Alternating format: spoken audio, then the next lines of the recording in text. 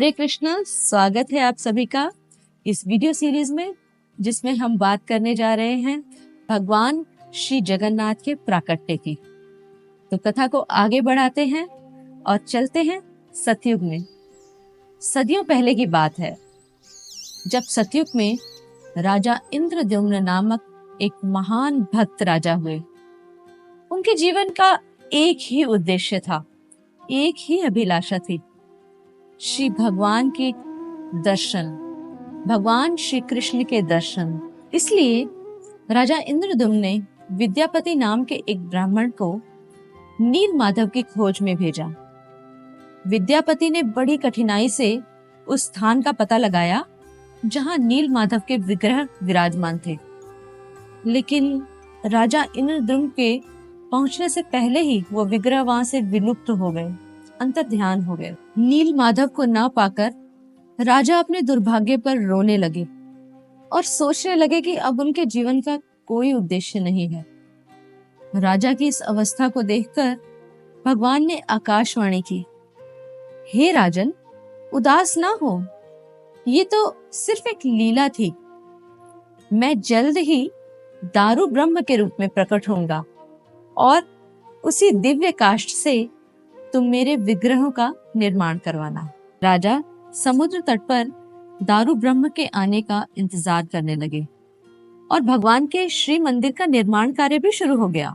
अपने वचन के अनुसार भगवान एक दिन 3 दिव्य और विशाल काष्ठ के रूप में समुद्र में तैरते हुए प्रकट हो गए। उन्हें देखते ही राजा और उनकी रानी महारानी गुंडीचा की खुशी का ठिकाना नहीं रहा। दारू ब्रह्म को एक विशाल कक्ष में स्थापित किया गया, जहां अब भगवान के विग्रहों का निर्माण कार्य प्रारंभ किया जाएगा। भगवान के विग्रह निर्माण के लिए दूर दूर से मूर्तिकार बुलाए गए, लेकिन जैसे ही मूर्तिकार मूर्ति बनाने के लिए अपनी छेनी हथौड़ी काष्ठ पर रखता, वैसे ही उनके औजार टूट जाते। बहुत सारे मूर्तिकारों ने प्रयास किया, लेकिन सबके साथ ऐसा ही हो रहा था। विश्व के जाने माने मूर्तिकारों ने भी हार मान ली। तब एक बूढ़ा व्यक्ति आया और राजा से कहने लगा कि मैं ये विग्रह बनाऊंगा। राजा के पास अन्य कोई विकल्प नहीं था और राजा को हाँ कहना पड़ा, और यहाँ तक कि उस बूढ़े व्यक्ति की एक शर्त भी माननी पड़ी। शर्त बड़ी अद्भुत थी।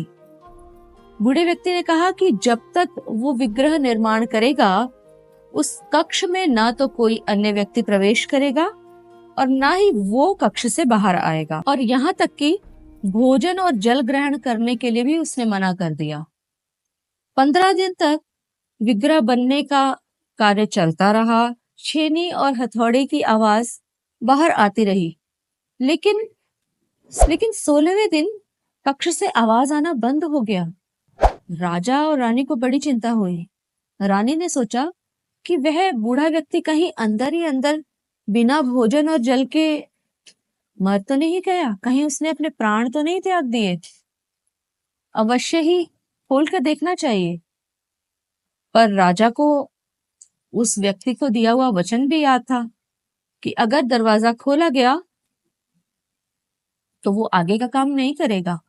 पर स्थिति इतनी गंभीर थी कि रानी के आग्रह करने पर उस दरवाजे को खुलवाया गया, और जब कक्ष का द्वार खुला तो एक अर्ध निर्मित विग्रह सामने थे और वो बूढ़ा व्यक्ति वहां नहीं था। आप जानना चाहते हैं वो बूढ़ा व्यक्ति कौन था?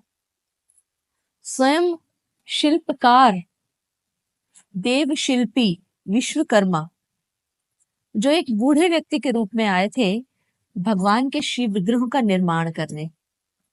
लेकिन ये विग्रह अधूरे ही क्यों थे?